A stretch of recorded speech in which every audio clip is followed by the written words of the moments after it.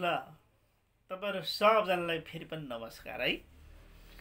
यो लाजै लायो भन्ने सिकाइदिनु न सर भनेर भन्नुभएको भएर यो एउटा गीत मैले धेरै सजिलो तरिकाले चाहिँ तपाईहरुलाई यसो आओस् भनेर चाहिँ सजिलो तरिकाले चाहिँ बजाएर सिकाइदिने विचार गरेको छु है।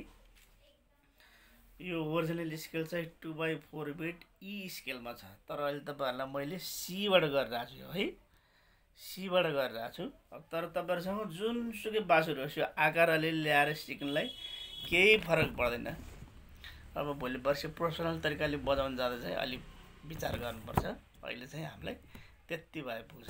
अब के गर्ने, अगाडिको लाजै लाग्यो भन्ने छ नि, अब मेरो यो गला छ अलि अहिले उसमा छ, त्यो अलिक हाई पिचमा छ। अब यो अगाडिको पध प सिधै है, यो प पध पध यो चाहिँ। अनि तपाईले अर्को कुरा चाहिँ के बुझ्नुपर्छ, यो गीत बजाउनको लागि तपाईलाई सारे ग प ध सा सा ध प गरेछ यो हात चाहिँ चल्ने भयो भने धेरै सजिलोसँग सक्नुहुन्छ। जस्तो यो गर्नुभयो भने चाहिँ सजिलोसँग हुन्छ है। अब अगाडिको हेडलाइनहरु हो त के छ, लाजै लाग्यो हेरे भुइँतिर। यो सबै गीतको फर्मेट एउटै छ है, मैले चाहिँ एउटा एक टुक्रा मात्र ल्याएको, तपाईले सबै फर्मेट यति छ।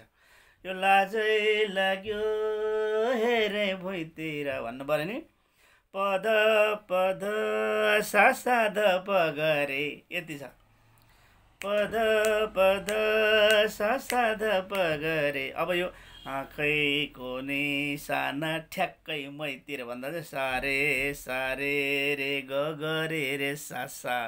म तपाईहरुलाई लेखेर नि सानो सानो लेखिदिउँ ल। अनि त्यसपछि काश्मीरी पछ्यौरी भन्दा चाहिँ ग गरे गरे ग गरे गरे ग गरे रे सा सा रे गरे। यो चाहिँ अलिकति छिटो बजाउनु पर्छ है। यो चाहिँ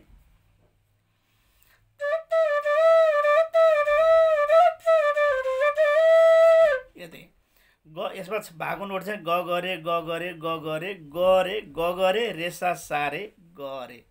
म लेखेर राख्दैन, अनि त्यो बिस्तारै सक्नुहुन्छ बिस्तारै।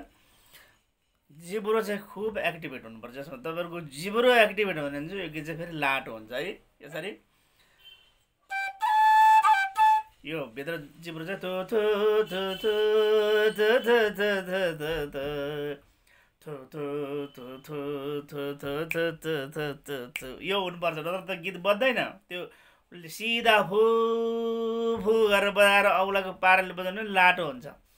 सजिलो, सिम्पली द बेस्ट। जिब्रो ट्याक ट्याक ट्याक हान्नुपर्छ है।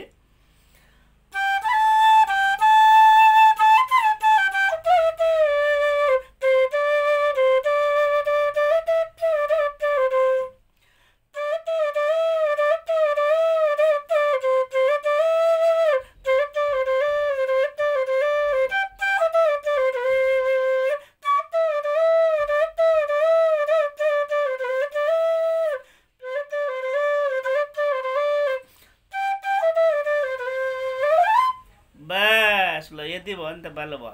म सानो यो नोटेसन पनि लेखेर राखिदिन्छु, मैले बजाएको पनि हेरिहाल्नुभयो। यसलाई फलो गर्नुभयो यो गीत मजाले बजाउन सक्नुहुन्छ। ल तपाईहरुलाई मेरो तर्फबाट धेरै धेरै शुभकामना। आगामी भिडियोमा फेरि भेटौँला नि त है त। ल धन्यवाद।